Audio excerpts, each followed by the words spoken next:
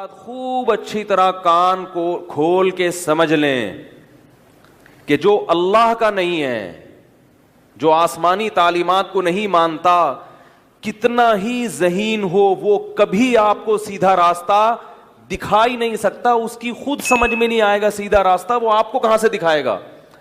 اگر اس میں عقل ہوتی, وہ لاجک والی باتیں واقعی کرتا دل سے, تو سب سے پہلے وہ اس کائنات کو بنانے والے پر ایمان لاتا, اور اس کائنات میں جو رب نے جو پیغمبر بھیجے ہیں اپنی عقل استعمال کر کے ان پیغمبروں پر ایمان لاتا, اور پھر ان پیغمبروں کی تعلیمات کو فالو کرتا. ان تین اسٹیپ میں سے کوئی کسی ایک اسٹیپ کو بھی پورا نہیں کر رہا, وہ دنیا کا سب سے بڑا بے وقوف اور بدعقل انسان ہے. یعنی آپ اس کو عقل مند کہہ رہے ہیں لیکن اللہ اس کو عقل مند نہیں کہہ رہا. یعنی کیسا بے وقوف ہے جو رسول کے مقابلے میں اپنی عقل کو استعمال کر رہا ہے. کیوں؟ اس کو میں ایک طریقے سے سمجھاتا ہوں. دیکھیے, اللہ تعالیٰ نے انسان کو جتنی صلاحیتیں دی ہیں وہ لامحدود نہیں ہیں. وہ کیا ہیں؟ بولو بھائی, محدود ہیں.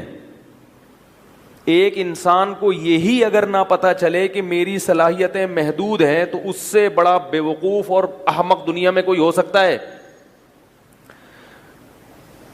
ہاں ہاں ہاں کریں زور سے, یہ آواز نہیں جاتی اس میں. آپ ہاں بعض دفعہ کرتے بھی ہیں نا تو ریکارڈنگ میں نہیں جا رہی ہوتی, لوگ کہتے ہیں عجیب مجمع ہے, بول ہی نہیں رہا, حالانکہ وہ بول رہے ہوتے ہیں لیکن یہاں نہیں جا رہی ہوتی.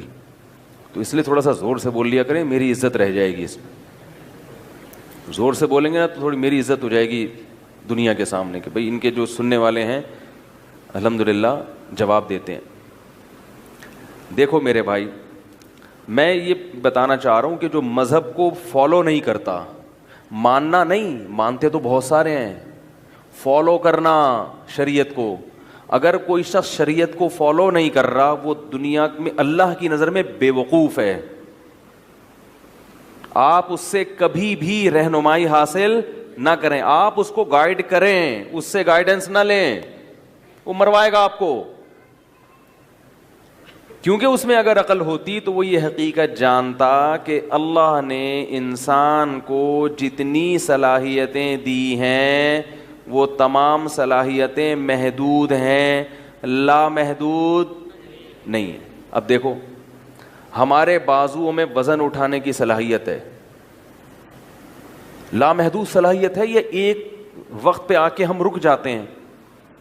کوئی کتنا بڑا فنٹر ہو کہ میں بہت ویٹ اٹھا لیتا ہوں, ہم اس سے کہیں گے بہت اٹھا سکتے ہو لیکن بہت سے زیادہ نہیں اٹھا سکتے. دوسرا آئے گا بولے گا میں بہت سے بھی زیادہ اٹھا لیتا ہوں, تو ہم کہیں گے بہت سے زیادہ اٹھاؤ گے لیکن بہت سے زیادہ نہیں اٹھا سکتے. کیا خیال ہے؟ ایک وقت آئے گا آپ کو ہتھیار ڈالنا پڑے گا. دیکھنے کی جو اللہ نے صلاحیت رکھی ہے انسان میں, یہ محدود ہے یا لامحدود ہے؟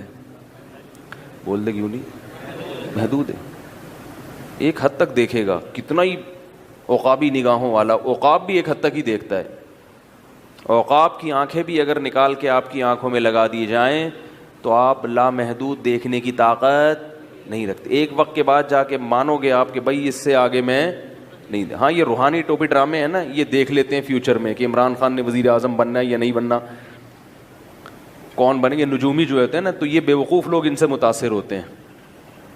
ان کو اپنا پتہ نہیں ہوتا کہ میں کل میرے گھر میں روٹی آئے گی کہ نہیں آئے گی, لیکن یہ لوگوں کو پیش گوئیاں کر رہے ہوتے. تو ان سے دیندار ہونا الگ چیز ہے ظاہری طور پر, اور ظاہری طور پر دین کا لبادہ اوڑھ لینا الگ چیز ہے, سینس ہونا. میں نے روحانیوں سے بڑے بڑے علماء کو بے وقوف بنتے دیکھا ہے, بڑے بڑے علماء کو. اس لیے لوگ میرے خلاف بہت بولتے ہیں. میں ان علماء کے نام نہیں لوں گا, نام لینا بے ادبی ہے, لیکن آپ حیران ہو جائیں گے یہ روحانی علاج والے کیسے بڑے بڑے علاموں کو بے وقوف بناتے ہیں. اس لیے کہ وہ عالم تو ہوتے ہیں, ان میں عقل نہیں ہوتی. اس پہ شارٹ کلپ بنائیں, ایک اعتراض کا جواب دے رہا ہوں پھر آگے چلتا ہوں. میں مجھ پہ لوگوں نے یہ بھی اعتراض کیا ہے کہ اس کو روحانیت کا ککھ بھی پتہ نہیں ہے. ہیں بھائی, اور یہ بیٹھ کے روحانی علاج والوں کے خلاف بولتا ہے تو یہ اپنے آپ کو اتنا فنٹر کیوں سمجھتا ہے؟ یہ کیوں نہیں کہہ لیتا بھائی مجھے نہیں پتا روحانی علاج کیا ہوتا ہے؟ اس نے کون سا یہ علم حاصل کیا؟ اس نے کہاں بیٹھ کے چلے کاٹے ہیں بھائی؟ جو جن چڑیل اور بھوت کے لیے جو سیکھا جاتا ہے، جو سلیبس ہے، جو نصاب ہے، اس نے وہ تو پڑھا نہیں ہے. اس نے قبروں میں بیٹھ کے چلے کاٹے ہوتے، اس نے جناب یہ سلیبس پڑھا ہوتا، اس نے کسی شیخ و مرشد سے لیا ہوتا یہ علم کہ میں نے تم کو ہبہ کر دیا ہے، تم بھی اب جن بھوت اتار سکتے ہو، تم بھی بتا سکتے ہو کہ اس پہ کیا ہے. جب یہ چیزیں اس کو پتہ ہی نہیں ہے تو یہ ہر روحانی علاج والے کی مخالفت کر کے اس کی فیلڈ میں ٹانگ کیوں اڑاتا ہے؟ دیکھو بھائی، میں اگر ڈاکٹروں کی فیلڈ میں ٹانگ اڑاؤں تو لوگ کہیں گے تم نے کیا MBBS کیا ہوا ہے؟ ہوگا نا. اگر میں کوئی شخص جو عالم نہ ہو علماء کی فیلڈ میں ٹانگ اڑائے تو لوگ کہیں گے نا تم نے کہیں سے علم حاصل کیا ہے کیا؟ تمہیں کیا پتا کیا حلال کیا حرام؟ تو لوگ کہتے ہیں اس نے روحانی علاج کا کوئی سلیبس پڑھا نہیں ہے کسی سے. اس کا روحانی، یعنی روحانی سے میری مراد اصلاحی تعلق نہیں، یہ جو جن چڑیل بھوت اور آپ کا میاں بیوی میں جادو ہوا ہے کہ نہیں ہوا، ان چیزوں کے علوم اس نے حاصل کیے نہیں ہیں اور بیٹھ کے ہر ایک کی مخالفت کرتا ہے. بات آ رہی ہے سمجھ میں؟ یہ اشکال مجھ پہ بڑے بڑے پڑھے لکھے لوگ کر رہے ہیں. اشکال سمجھ میں آیا؟ جواب، یاد رکھو کسی علم کے صحیح ہونے کے لیے دلیل کی ضرورت ہوتی ہے، غلط ہونے کے لیے دلیل کی ضرورت نہیں ہوتی. روحانی علاج والوں کے ذمے ہیں کہ وہ دلائل سے ثابت کریں کہ یہ بھی کوئی علم ہے. اگر یہ علم ہوتا تو سب سے پہلے امریکہ کی یونیورسٹیوں میں پڑھایا جا رہا ہوتا. کسی یونیورسٹی میں آج تک یہ ڈرامے بازی والا علم قبول ہی نہیں کیا گیا. ان کا کہیں نہ سر ہے نہ پاؤں ہے. جو جتنا بڑا پھینکو ہوگا، جتنا جھوٹ پلوت بولے گا، وہ اس فیلڈ میں سب سے بڑا امام اور شیخ ہوگا. یہ مشاہدے پر مبنی ایک حقیقت ہے. آپ کہہ سکتے ہیں آپ نے کون سا سروے کیا؟ ہم نے ان لوگوں کا سروے کیا ہے جن کو علماء حجت مانتے ہیں. ان کو دیکھا کہ ان کا دماغ صحیح کام نہیں کر رہا. تو جس کمبخت کا دماغ ہی صحیح کام نہیں کر رہا ہو وہ کیسے لوگوں کا علاج کرے گا بھائی؟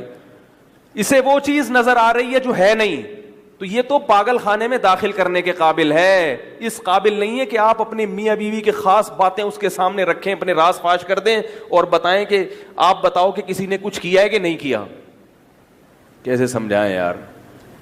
یہ سلیبس اگر ہوتا تو کون سی یونیورسٹی ہے جہاں یہ پڑھایا جاتا ہے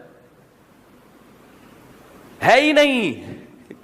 پھینکو، جو جتنا بڑا پھینکو ہوگا بیٹھ کے وہ، تو کسی علم کے صحیح ہونے کی دلیل چاہیے کہ اس کو دلائل سے ثابت کریں کہ یہ علم ہے. اس کا نصاب کیا ہے، سلیبس کیا ہے اس کا. کوئی سلیبس آج تک روحانی علاج والے وضع نہیں کر سکے. کوئی بھی اٹھتا ہے مکھنچو، بیٹھ جاتا ہے دکان کھول کے اور کہتے ہیں مجھے جن اتارنا آتے ہیں. میں ناخن پہ دیکھ کے بتاتا ہوں چور کہاں ہیں. خود ہی چور ہوتے ہیں کمبخت. آپ کو اگر یہ روحانی علاج والا ناخن پہ دیکھ کے بتا دینا وہ چور ہے اور وہ واقعی ہو، سمجھ لو اس کمبخت نے چوری کروائی ہے. چوری کس نے کروائی ہے؟ اس کمبخت نے. اس کے چوروں سے تعلقات ہیں، ورنہ اس کے باپ کو بھی نہیں پتا چل سکتا کہ چور کہاں ہے. اگر ان لوگوں کو چور کا پتہ چلانے کا ذرا سا بھی آئیڈیا ہوتا تو CID والوں کا کام بہت آسان ہو جاتا.